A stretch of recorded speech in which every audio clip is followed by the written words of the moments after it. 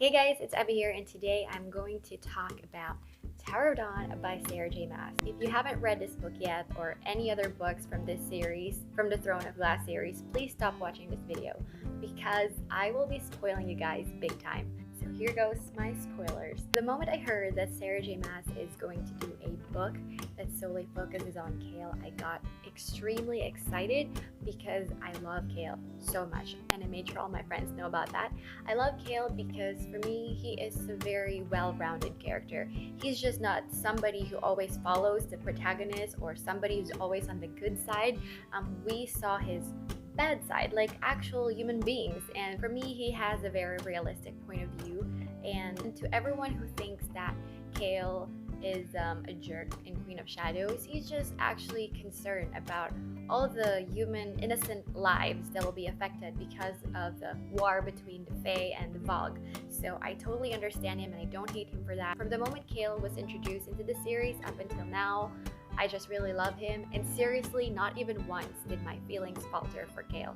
So yeah, but like I said, I was extremely excited, but I was also worried because from the last time we saw Kale, he is with Nasrin Falik, and they are sailing together to the southern continent, and I don't like Nasrin. So I was extremely excited, but I'm also worried because I don't want them to end up together, especially they have a past together. So I was so worried about that, but I'm so happy the book really turned out the way I want it to be. Kale ended up with Irene, and that is just so good, and I love Irene so much. She just has this really wonderful journey, and that really helped shape her up into an amazing healer. I like how Kale and Irene works towards not only healing physical injury, they're also working on healing all their wounds emotionally, especially from their past.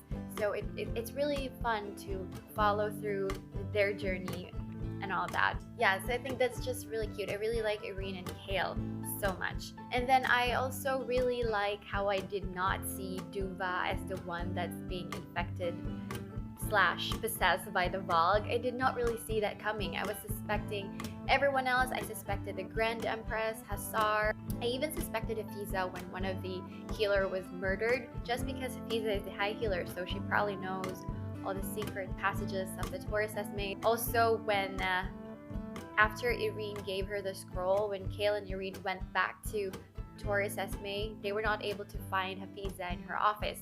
So I was like, oh, it's really Hafiza. And then no, it was Duva. So I did not expect that. That's a pretty nice plot twist. I did not see that coming. And I also did not expect Queen Maeve to be a Vogue queen instead of a Fae queen.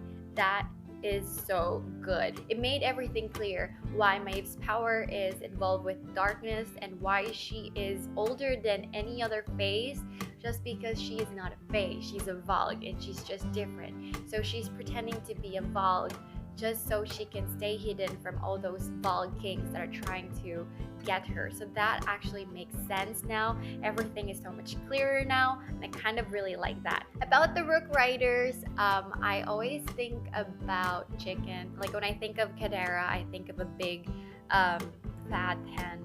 I always think, like, for me they look like chickens. I don't know, that's what I'm imagining. For me, rooks are chickens. About Sartak and Nesrine, I don't really care about them. When they are being attacked by the Karen Kuis or the spider creatures, I did not feel a single thing. I wasn't scared. I wasn't worried about what's gonna happen to them. Like, they could die, honestly. One of them could die or both of them could die, and I don't care. What I'm worried about is that somebody has to be alive to inform everyone that Maeve is a Vogue queen and not a Fae. So that's just the only thing I'm concerned about. But about those two, I don't care. Falcon, I kind of expected him to die during that specific moment when he sacrificed himself to kind of hold the Karen Kuis, so Nesrine and Sartak could run, but he's still alive, so I'm not sure how I felt about that. I mean, Caitlyn in the Heir of Fire or Queen of Shadow, yeah, I'm not sure. Queen of Fire, Heir of Shadow, yeah, she died in a very nice, heroic moment, but I kind of expected that for Falcon. I'm already feeling kind of sad about him sacrificing, and Lysandra not knowing that she has an uncle, so but he's alive. So I don't know what's wrong. Sarah J. Maas is not killing characters anymore, so I don't know what's wrong, but I don't know how I felt about that. And lastly, I want to talk about my favorite part. My favorite part is when Kale realized that it's actually Selena who wrote that letter that Irene was holding the entire time in her pocket. It was just so emotional, guys. I really felt all the surge of emotion. My eyes was really teary during that time while reading that part, and I have to read it like probably 3 times or 4 times just because I was really waiting for that moment, and when it finally came, oh gosh, it was so freaking good. I really loved it.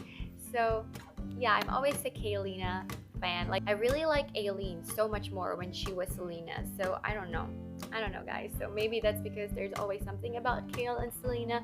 They shared something very special. That's why I'm really happy that somehow Kale's wife now is still connected to Selena, and Irene just loves Selena. She always looks up to that girl. It actually made her who she is now, and that is just something very nice.